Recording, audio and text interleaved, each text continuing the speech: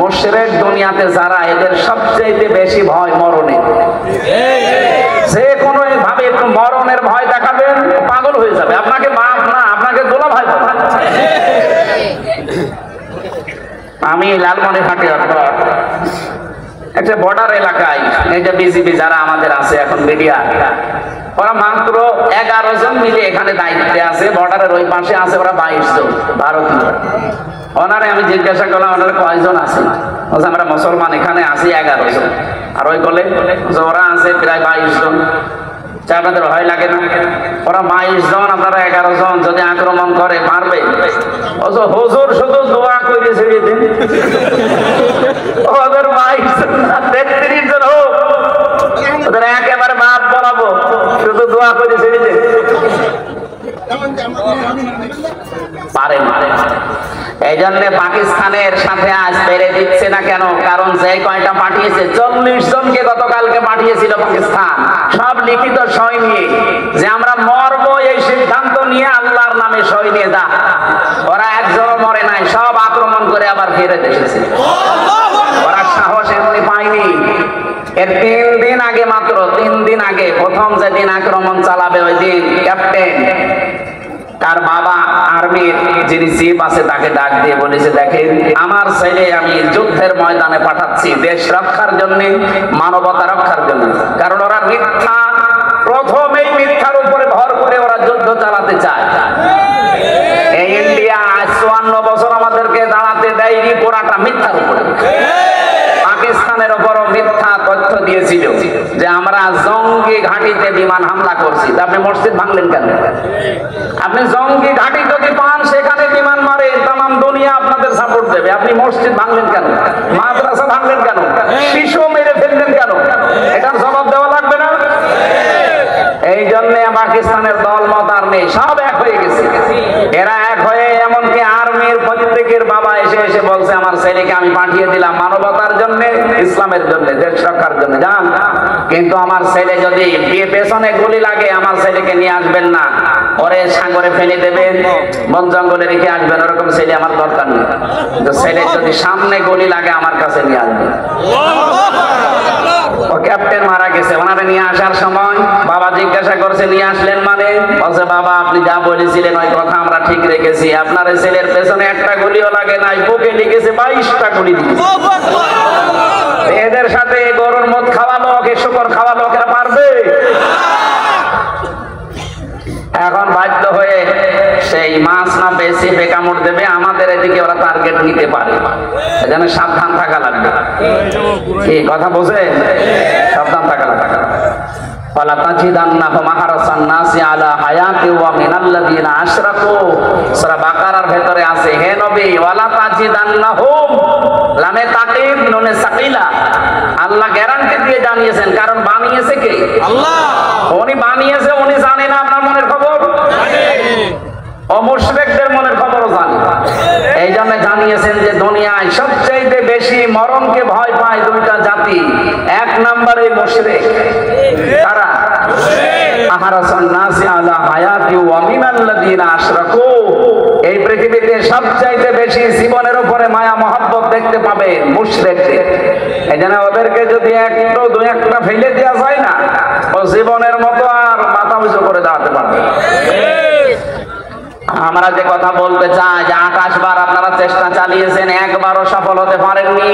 2800 বার চেষ্টা করলেও পারবেন না, কারণ 3500 বার কষ্ট পাওয়া লাগবে, দুঃখ পাওয়া লাগবে, এরপরে তো শান্তির মুখ চোখে থাকবে। কোরআনের আয়াত আমরা 100 ভাগ বিশ্বাস করি, করি কিনা?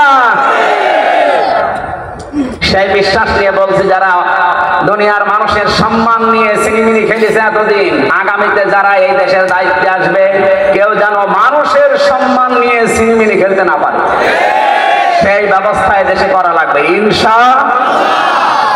আজকের মাহফিল যেহেতু সবার জন্য, সবাইকে সামনে নিয়ে কোরআনে কারীম গুরুত্বপূর্ণ একটা সূরার 4 ভাগের 1 ভাগ পড়েছি। একটা আয়াতের মাত্র 4 ভাগের 1 ভাগ। আমার এই মাথার ভেতরে আয়াত নিয়ে যত তথ্য আছে কিয়ামত পর্যন্ত দিলে ওই তথ্য শেষ হবে। এত তথ্য আল্লাহ ঢুকিয়েছে। আমরা চেষ্টা করবো এগুলো ডেলিভারি দেওয়ার। আল্লাহর শুকরিয়া আদায় করছি, জবান বলে আলহামদুলিল্লাহ। দরুদ আর সালাম পাঠ করছি আমাদের নবী মুহাম্মদুর রাসূলুল্লাহ সাল্লাল্লাহু আলাইহি ওয়াসাল্লামের প্রতি, যাকে আল্লাহ তিনটা মিশন আর ভিশন দিয়ে দুনিয়ায় পাঠিয়েছিলেন। নবীজির মিশন কয়টা? আরো জোরে বলেন তো। নবীর মিশন যদি তিনটা হয়, আমরা উম্মত, আমাদের ওই তিনটা হওয়া দরকার না? নাকি ওই চারটা করবে? না, তিনটাই আমাদের মিশন। এক নম্বরে তাওহীদ প্রতিষ্ঠা, এটা আপনার জীবনের মেন মিশন আর ভিশন বানিয়ে নেবেন।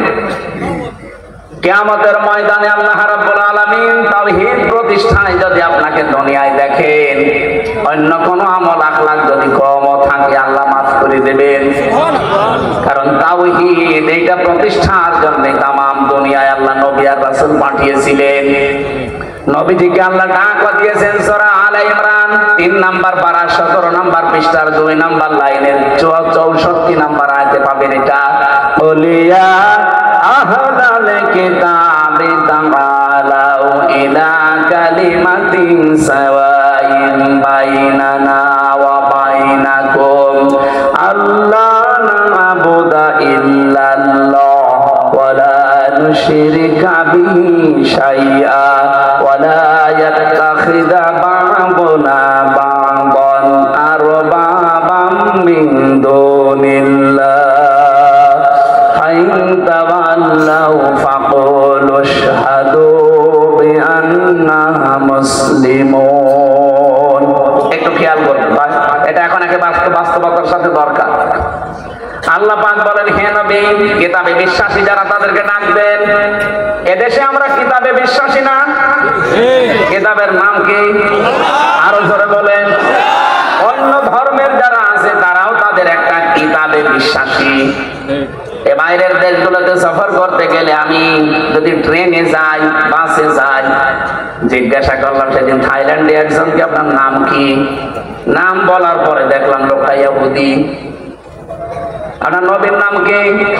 বলছে জোসেফ। জোসেফ মানে মুসা আলাইহিস সালাম। হযরতে মুসা নবী বলে আমরা যাকে চিনি, ওরা নাম পাল্টিয়ে জোসেফ বলে ডাকে। সেদিন মালয়েশিয়া খ্রিস্টানের সাথে দেখা হয়েছিল, বললাম নাম কি? জিজ্ঞাসা করার পরে নাম বলে। নবীর নাম কি? বলে যিশু। যিশু মানে ঈসা আলাইহিস সালাম। ওরা দাউদ নবীকে ডাকে ডেভিড বলে। আমাদের জাতির পিতা যিনি হযরত ইব্রাহিম আলাইহিস সালাম, নাকি বঙ্গবন্ধু? এইটা নিয়ে আমার রিমান্ডে টর্চার করছে শয়তান। আমার জাতির পিতার নাম কি? আমি যাই বলেছি বঙ্গবন্ধু, নাম ইব্রাহিম আলাইহিস সালাম। সঞ্জয় দত্ত ওই লোকটার নাম। আমার উল্টা পাল্টা গালি গালাজ দেয়া। সারা দেশের মানুষ মানে বঙ্গবন্ধু, আর ইব্রাহিম আলাইহিস সালাম কে? কে মানে মুসলিম জাতির পিতা, এটা আল্লাহর ঘোষণা দেওয়া। ওই দিন আমার এমন একটা মুখ খারাপ করে কথা বলেছিল, আমার এখনো অন্তরে বাজে।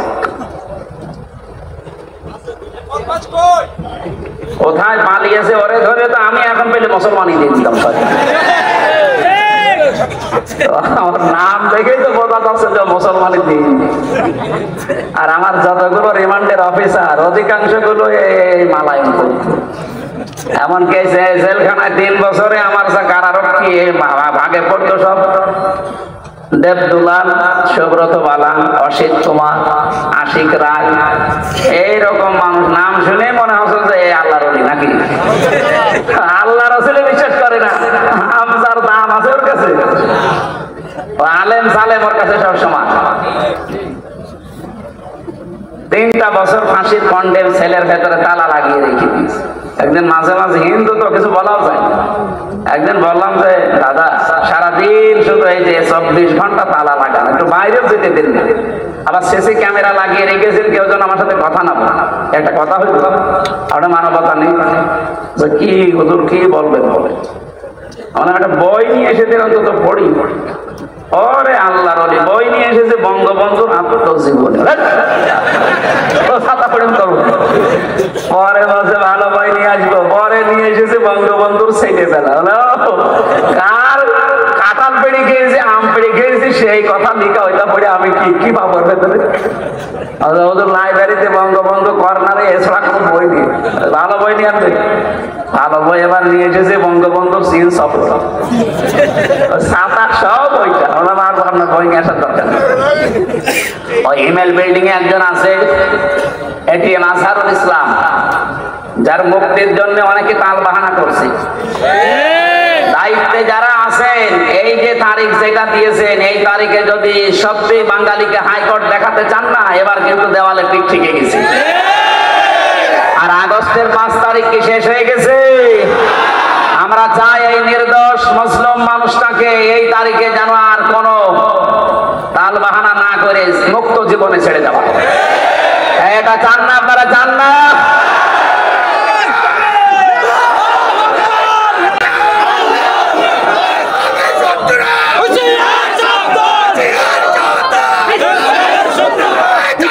আমার ভাইরা, ওনারে বললাম যে বই ওনার কাছে বলবেন, ওনার কাছে বই আছে। যে বলছে হামজা বই চেয়েছে, আল্লাহর ইশারা 2টা তাফসীর দিয়েছিল আল্লাহরে বান্দা, ফি জিলালিল কোরআন আর তাফহিমুল কোরআন।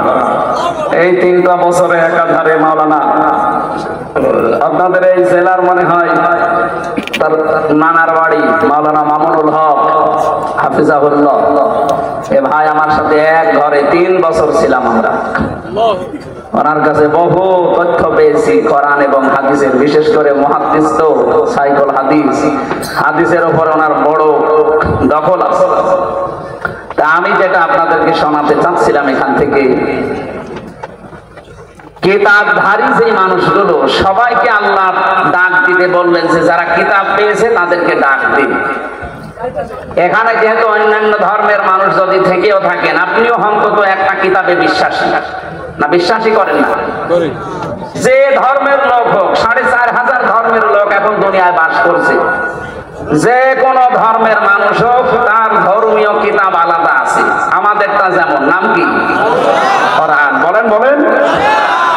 আল্লাহ সব কিতাবধারীদেরকে ডাক দিতে বললেন, বলিয়া হালাল কিতাব, হে নবী আপনি বলেন, হে কিতাবওয়ালারা, তাআলাউ আসো, ইলা কালিমাতিন, একটা কথার দিকে। আল্লাহ কালিমাতিন দিয়েছেন, মাত্র একটা কথার দিকে আসো। সাওয়াইন বাইনানা ওয়া বাইনাকুম, যেটা আমাদের জন্য তোমাদের জন্য সমান হবে, কারো উপরে কোনো বৈষম্য নেই, পক্ষপাতিত্ব নেই, এটা সমান হবে। আসো এইদিকে। কি সেটা? আল্লাহ না'বুদা ইল্লাল্লাহ, আমরা দলমত জাতি বর্ণ ধর্ম নির্বিশেষে সবাই এই কথার উপরে ঐক্যবদ্ধ হই যে আল্লাহ ছাড়া কারো ইবাদত আজকে থেকে করব না। আপনি পৃথিবীর সব ধর্মের কাছে যান, ওরা সবাই এইটাই চায়। বিপদে পড়লে কিন্তু তখন আর দুর্গার কথা, সরস্বতীর কথা মনে থাকে না। আমি ছোটবেলায় বরিশালে পড়তাম যখন, ওই সময় ব্রিজ ছিল না, ট্রলারে যাওয়া লাগতো, লঞ্চে। নৌকা পেয়েছি, যাচ্ছিলাম, হঠাৎ মাঝখানে যে দেখি ঝড় উঠেছে, কাঁপতেছে নৌকা। আমরা যারা মুসলমান আছি বলছি লা ইলাহা ইল্লাল্লাহ, লা ইলাহা ইল্লা আনতা সুবহানাকা ইন্নী কুনতু মিনাজ জালিমিন। আল্লাহ পাশে এক দাদা আর দাদি বসে আছে, ওই যে গলায় কি দেওয়া থাকে চেনা যায়। ওরা দেখি বলছে লা ইলাহা ইল্লাল্লাহ। কি গো? জিজ্ঞাসা করলাম, দাদা দেখে তো মনে হচ্ছে অন্য ধর্মের লোক, কালেমা পড়েন মানে? মুসলমান হয়েছেন কবে? এখনো হয়নি। কালেমা পড়েন কেন? আমারে বলছে, দেখো যে ঝড় উঠেছে, এ ঝড়ে মা কালী দুর্গার কাজ না, এ আল্লাহ লাগবে। এখানে কালী দুর্গা দিয়ে আর হবে না, আল্লাহ লাগবে। সবাই এটা বিশ্বাস করে যে একজন আছে, কিন্তু বাপদাদার ধর্ম মানতেছে মানতেছে মানতেছে, এই কারণে হয়তো ফিরে আসতে পারে না। এই জন্য সবাই যেহেতু একজনের উপরে আছি আমরা। আপনি ইহুদিদেরকে বলেন, হয়তো তারা 3 খোদা 2 খোদায় বিশ্বাসী, ওরা বলে আল্লাহ একজন আছে কিন্তু তার ছেলে আছে, উযাইর আলাইহিস সালাম। খ্রিস্টানরা দ্বিত্ববাদে বিশ্বাস করেন, আল্লাহ একজন আছে জানি, কিন্তু তার স্ত্রী আছে মারিয়াম, তার ছেলে আছে ঈসা। বলেন নাউজুবিল্লাহ। কোরআনে কারিমে আল্লাহ তাদের বর্ণনাও দিয়েছেন বিভিন্ন জায়গায়। আল্লাহ এই জন্য সূরা ইখলাস নাযিল করে আমাদেরকে শুনিয়েছেন, কুল হুয়াল্লাহু আহাদ আল্লাহুস সামাদ লাম ইয়ালিদ ওয়া লাম ইউলাদ ওয়া লাম ইয়াকুল লাহু কুফুয়ান আহাদ। বলেন আল্লাহু আকবার। হে নবী আপনি বলেন আল্লাহ কয়জন? আরো জোরে বলেন। তিনি অভাবহীন, তার কোনো অভাব নেই। তিনি কাউকে জন্ম দেননি, তাকেও কেউ জন্ম দেয়নি। তার সমকক্ষ আকাশ আর জমিনে আর কেউ নেই। এই চারটা জিনিসের উপরে আমাদের ঈমান। আমরা যারা ঈমানদার দাবি করছি এই চারটা জিনিসের উপরে, এই দেশে অন্য কিতাবের বিশ্বাসী যারা, তারাও অন্তত একজনকে বিশ্বাস করে বিপদে পড়লে। সেদিন যশোরের কলেজের এক অধ্যাপক বিসিএস ক্যাডার, উনি ওনারে বললাম যে স্যার আপনার মুসলমান হওয়া লাগবে না, আমি আপনাকে জোর করে মুসলমান বানাতে ইচ্ছা করলে বানাতে পারতাম, কারণ এই দেশে আপনারা মাত্র 4-5 ভাগ আর আমরা শুধু মুসলমানই 92 ভাগ। ভারতে যেমন চিটারি করে বাটপারি করে অত্যাচার জুলুম নির্যাতন করে তারা কি চালাচ্ছে আপনারা দেখতে পাচ্ছেন। আমরাও করলে করতে পারতাম, কিন্তু আমাদের ধর্মে এটা নেই। লা ইকরাহা ফিদ্দীন, আমাদের ধর্মে বাড়াবাড়ি আছে, জোর জবরদস্তিও নেই।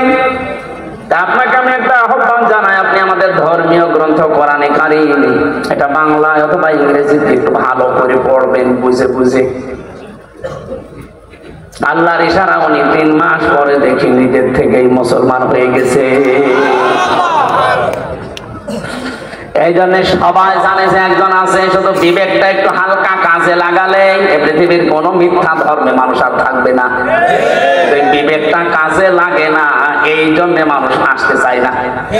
এই যে গিরিশচন্দ্র সেন, আপনি কি মনে করেন লোকটা কি জ্ঞানী কম ছিল কোরআনের উপরে? তো কোরআনের বঙ্গ অনুবাদ করেছে, তাফসীরও লিখেছে। এখানে শামীম ভাই সহ যত অফিসার বলেন, যত আলেম ওলামা আছে, আমি গ্যারান্টি দিলাম কোরআনের প্রতিটি শব্দের অর্থ আপনার জানা আছে। এই কথা আপনি বলতে পারবেন না, পারবেন না, কেউ পারবেন না। আমি পড়িয়েছিলাম বিশ্ববিদ্যালয়ে থাকাকালীন পুরাটা, এটা আমার মনে নেই, এখন আমার আবার দেখা লাগবে।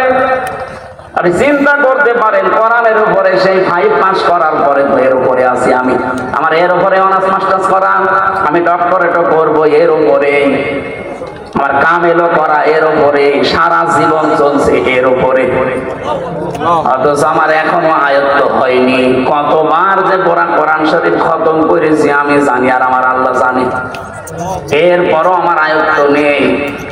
আর তাফসীর করতে গেলে যারা লিখে তাফসীর জিজ্ঞাসা করেন, এক একটা শব্দের একাধিক অর্থ আপনার জানা থাকা লাগবে, নয়তো আপনি তাফসীর করে মিলাতে পারবেন না।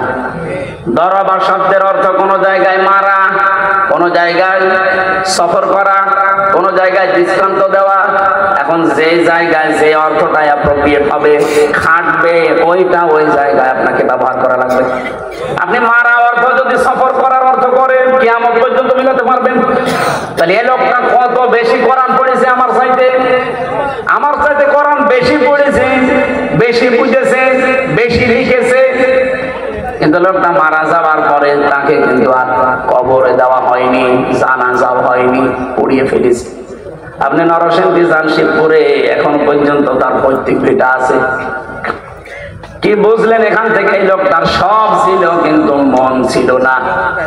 কারণ হেদায়েত পাওয়ার জন্য একটা মন লাগবে, ওই মন যদি কারো না হয় আল্লাহ জোর করে হেদায়েত দেবে না। আল্লাহ ইচ্ছা করলে কিন্তু পারে, কিন্তু উনি ইচ্ছা করেন না। স্বাধীনতা আপনাকে দিয়ে দিয়েছে আর পাঠিয়েছে আল্লাহর এই কালামটা কোরআনে কারীম। এই যে সূর্যটা আলো দেয়, সূর্যের আলো দুনিয়ায় সবাই পায় না, আন্দাজ বলতে পারে। সূর্যের আলো অন্ধ পাবে, অন্ধ যাদের চোখ ভালো নাও পাবে, বলেন। এখন দোষ কি সূর্যের না ওর চোখের? বলেন বলেন।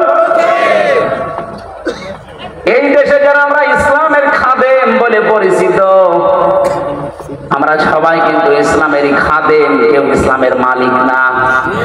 ইসলামের মালিক আমরা, ইসলামের খাদেম আমরা, কামলা, লেবার, মনিশ, জন, পাট যাই বলেন, আমরা খেতে খেদমত করে যাচ্ছি।